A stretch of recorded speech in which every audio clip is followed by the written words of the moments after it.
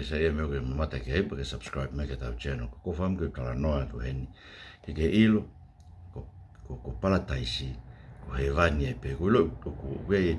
ngai tu ke he ha ma pe ko so wa witness mo ha no tala na to ko Palataisi ko Hevani no ma ga ta not me me to tapu fain hina to tapu ke tau tolo ko Palataisi ko Hevani ko feitu u ga ne mamata ke ya sione tu we fu ka kai ko fine hina no to ngai va pa mi fa va fitu ve sta tolo me ta fa no ai ngai ko fine hina pa e ke mai me ai me Hevani mi Palataisi ke sione pina yanga fe no hawa tu tangi sione ko ke wilo pe ta mai me ko kai na na fo mai ma mai lahi e ko pau ke ta fo ki ta ngai ma whakatanga me ngai ma mai lahi pe mo le ta mo ui ai pa mai si su e whakatanga i motor fa ma mai ki motor na mo ngai ma tu ate na ave ki motor ki ngai fa ma anga ke ta mate ki motor ko hua fa ma mai ki motor kana na fo ho na ko fu fa hina e ta ai la ai ko Palataisi ko Hevani me poto ke na folofola si su e sione vai ua noa tala ko ngai to ko wa ko aloha gen ki o tua ko mo o tua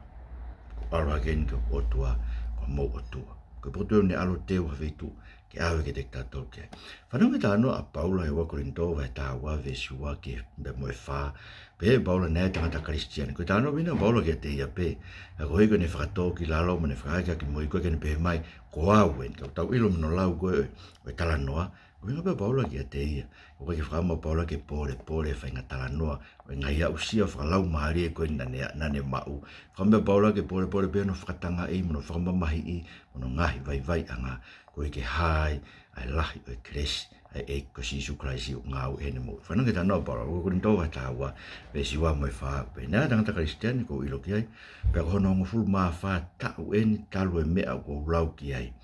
ai whafofu e kau whatotoro ma ke tau whaua hiri pe kia e kuanga koe no tau tolu na puna kake toko tāku ia ke langi tu o tolu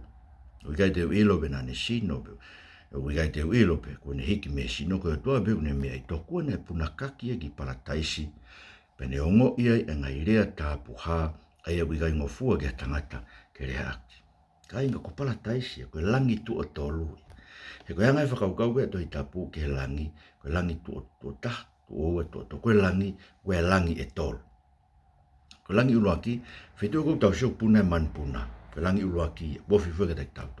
ko langi tu o wai ha fu me la a me fetu me mahina ko langi tu o wai he lau ke to tapu ko langi tu o tolu le ko me go ke tau sio ke ko langi ko ke tau sio ke ko Palataisi ko afio anga ia ko o tua e ko tano ke foka mo to tala no ke e o tua ne frofola e sa va no ko afio anga o ko lango tunga va e ama man ko langi tu o tolu ai ko inga ko Palataisi tala noia Paula na ave ia na puna kaki ki Palataisi o ni ongo e ngai rea tāpu ha ai uigai ngofua ki tangata ke nere ai koe langi tu o tolu ko Palataisi ia koe afio angai o tua ko Hevani ia he kurofola pehe a si isu e toi whakahawa he ua ves fitu o ne pe koia o kuteringa ke ne whawhanongo ke mea kurofola ke lau maari ke ngai siasi he koia ia te neikuna te utuku ke te ia ke kai me he akau o e mo'ui aia o utuku e Palataisi o e otua. Sike, ko akau e mo ui tu e Palataisi o e otua. Ta mai whakahawa e ua wake te tau tolu. Ki nau tolu koe ne fō monu ia ki nau tolu. Ne fō ho nau ko whakahawa e ua wes ta whāta ni mta.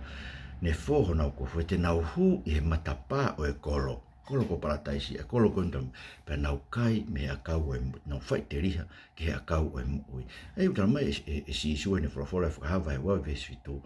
Ko Palataisi pe ai tu ai akau e mo ui Palataisi ko Hevani pe ai ko kuinga ka pau taki he i ko he sesko ke ai talat ko Palataisi ko Hevani ko tu fra to tapu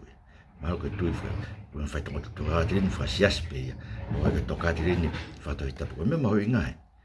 mai si su e te tau to ko te ringa ke fa non ke me pro fola e lau mari ke ngai se ko ia tene ikuna te utuku e kene kai mea kau e mo ui ai tu he Palataisi o tua. E nga fewe tau ikuna. Ko tau ikuna, ai ngau tala noa kia whakahawa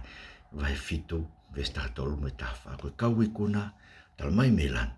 Na nau fōu e fu mamahi lahi, pena e fōho na ko fufra hina e tata o la mga moli toni o whakaarea e fu i tala noa ko ia o ne pehe o ne aia ko eke me te tautolu ke kakai ko ikuna na mo ikuna i ha na o tali mai ko tata ane ta whea ko hivi o la kainga e ke tau hata toki Palataisi ka tau hata toki he langi ko iko tau maa ni oni ko iko rakanga whai whekau ko iko au ngāwe malo he siasi pe ko alo ngai whamisinari pe ko papi he vai lahi hai ngai mea ko ke whai kia te ko ngai mea repe ke te tau hata toki he langi ka pau whakawharara i pe paulai ko e whalala ngai mea ko ia ko e whalala ngai mea whakatua sino Ako na ne hawa o maa o Kraisi Isu ko e ki na ne lau ngai mea ko toko ia ko e ngau haape ko e vevepe ko e hui ko e fungani ko e maa o Kraisi Isu ko e ki pa ko e maa o Kraisi Isu ko e ki fōu ia te ia pe aka i hange hafu a kau tupu ai ke kau kaua e anga i lotu whai nenu ki tau toke he tohi tapu pe ao mo ia ai whakawhitai ko Palataisi ko Hevani ko potu i te tau huki ai I he tata o sisu, ton mai eke. Ke mau tui pe tai ki o tata, whaia mau whakamau nyoni I, ngā heki mau toke tāmu he vani. Amen.